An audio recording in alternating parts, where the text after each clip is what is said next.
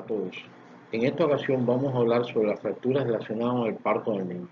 También este tema es conocido en la literatura como fracturas obstétricas. Como concepto, constituye una serie de lesiones que aparecen en el momento del parto y que incluyen no solo el sistema osteomiofascicular, sino también otras zonas del organismo, como el abdomen, lesiones neurológicas, como los cefalohematomas. Tiene una incidencia de un 1%, es decir, de aproximadamente de 1 a 2 por cada 1000 nacidos vivos. Afecta tanto los huesos largos como las epífisis y son difíciles de su diagnóstico, específicamente por su escasa frecuencia, lo inespecífico de la clínica y estar asociado a otras lesiones.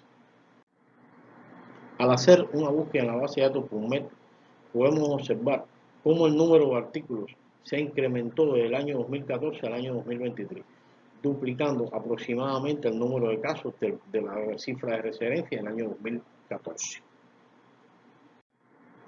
Existen una serie de factores relacionados con estas entidades.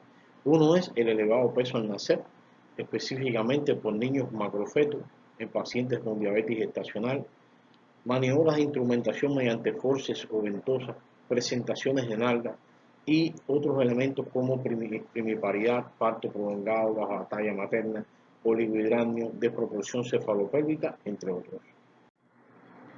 Para el mejor entendimiento de esta presentación vamos a dividirlo en fracturas diafisarias y epifisarias y vamos a abordar las más frecuentes. Dentro de las diafisarias, las fracturas de clavícula, húmero y fémur, y dentro de las epifisiarias, la del húmero proximal, húmero distal, fémur proximal y distal. Vamos entonces a comenzar el acápite de las fracturas diafisarias. Y comenzamos con la clavícula, que es una de las más frecuentes en el momento del parto. Tiene una incidencia de 2,8 por 7,2 por cada nacido vivo. En ocasiones es fracturada ocasionalmente por el propio obstetra para facilitar el momento del parto. Por lo general es una fractura cabalgada unilateral y el sexo masculino es el más frecuente. Y hoy también se presenta en la clavícula derecha porque la presentación más frecuente en este tipo de momentos, en el momento del parto, es la presentación anterior occipital izquierda.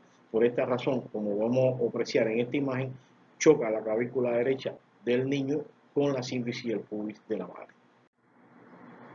Factores implicados: el peso mayor de 3.800 o 4.000 gramos, talla mayor a 52 centímetros, uso de forceps, método del parto, parto prolongado, es decir, una serie de factores que pueden estar implicados en la presencia de esta entidad. La fractura clavícula en recién nacidos tiene dos formas de presentación. Una forma clínicamente inaparente, en la cual se siente un crujir en el momento del parto, después todo pasa inadvertido y alrededor de los 10 días el familiar, la mamá o algún cuidador del niño detecta un aumento de volumen en la zona de la clavícula que corresponde con el callo óseo. Está también la presentación clínicamente aparente, en la cual ocurre una pseudoparálisis, el niño no puede mover la extremidad y realmente puede detectarse esto mediante el reflejo de amor o del abrazo, y existe hipersensibilidad dolorosa a la palpación en la zona de la clavícula. Diagnóstico diferencial es necesario hacerlo con diferentes entidades, entre ellas la pseudoartrosis congénita, en la cual no existe un antecedente de trauma, el callo es indoloro, demora un poco más de tiempo. Sin embargo, la fractura consolida muy rápido. No hay impotencia funcional, usualmente también es derecha, y de ser izquierda hay que pensar en una dextrocardia. También pueden presentarse lesiones del plexo braquial que pueden hacer el diagnóstico diferencial o pueden coexistir con la misma fractura. Otras de las entidades diferenciales son las fracturas del húmero proximal. Otros elementos o entidades a diferenciar son la disostosis cleidocranial, que es una deformidad hereditaria de los huesos, membranoso que afecta con mayor frecuencia la clavícula, y realmente la zona que más está ausente es el tercio distal de la vena. Y también hay que hacer el diagnóstico diferencial con infecciones del o cercanas al hombro. El tratamiento consiste en inmovilización por aproximadamente una semana y aunque no lleve tratamiento, consolidan estas lesiones. Recuerden que puede ser una forma clínicamente inaparente y el pronóstico por lo general es excelente. El callo óseo en ocasiones es el único signo y preocupación de los padres. Ahora vamos a conversar sobre las fracturas de húmero diafisaria, que tiene una frecuencia de 1 por cada 2800. Tienen una configuración transversa o oblicua que ocurre en el tercio medio justo por debajo de la inserción del deltoides.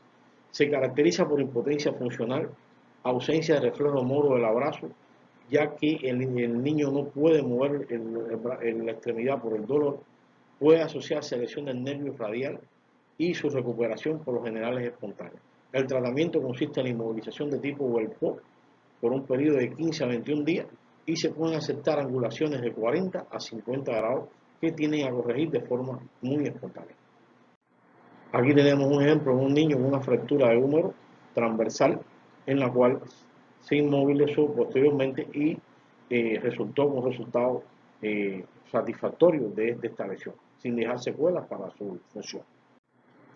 La fractura de la diáfisis femoral, esta tiene una incidencia de 1 por 4.200 casos. Realmente pueden ser transversas, subperiósticas e incurvaciones del tercio medio. El dolor y la crepitación son los síntomas más encontrados y existe asimetría también en el reflejo de moro del abrazo. La radiografía es suficiente para el diagnóstico y el tratamiento, por lo general, cuando son niños muy pequeños y tienen 1 centímetro de acortamiento, se puede utilizar el arnés Parley. También se permiten angulaciones de 20 a 30 grados y en ocasiones, en muy raras ocasiones, puede ser necesaria la aplicación de espica pelvipédica. Aquí tenemos un ejemplo del uso del arnés de Parley en una fractura diafisaria de fémur. Aquí podemos observar también y realmente este tratamiento por lo general es suficiente para este tipo de fracturas. Ahora vamos a hablar de las fracturas epifisarias. Las más frecuentes son los tipos 1 y 2 de Salter-Harris. La denominación SH significa precisamente Salter-Harris. Es de diagnóstico difícil por ausencia de los núcleos de osificación y tener un cuadro clínico muy inespecífico. Son niños muy pequeños y la ecografía constituye el método de elección en la mayoría de los pacientes. En estos pacientes el tratamiento por lo general es conservador mediante tracción e inmovilización y la gran capacidad de remodelación del niño juega a favor del paciente y el médico tratante.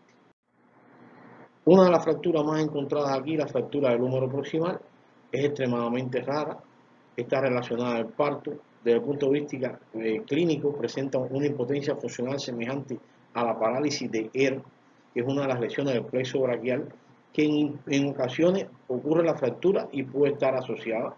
El brazo se encuentra en rotación interna y aducción con ligera pronación del antebrazo. Puede observarse en algunos pacientes el signo del hachazo y equimosis en la cara anterior de la axila y la radiografía muestra que la diáfisis del humeral corta la glenoide en su parte más inferior, lo cual es anormal. Es decir, que refleja que existe una lesión epifisaria. El callo óseo se puede observar a partir ya de las 8 semanas.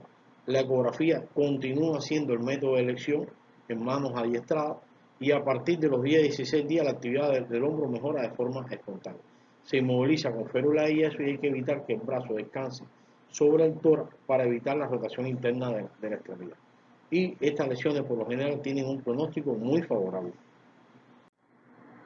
Aquí tenemos un ejemplo de un niño donde se observa cómo se coloca su antebrazo, no el brazo, sobre el tórax y se mantiene la inmovilización. El húmero distal se produce por un mecanismo de hiperextensión. Desde el punto de vista clínico se observa dolor, aumento de volumen, equimosis, puede detectarse crepitación. La radiografía muestra desaxación, es decir, que pérdida entre las relaciones de los ejes del húmero y el cúbito. Y se puede observar en ocasiones el signo de Sturton-Holland, que es típico de las lesiones tipo 2. Pero estas lesiones por lo general son tipo 1. El callo óseo aparece de 11 a 15 días y la radiografía no es de utilidad a muchos pacientes solamente para ver la desaxación, no así la ecografía, que es la que aporta mayor dato en este tipo de lesiones.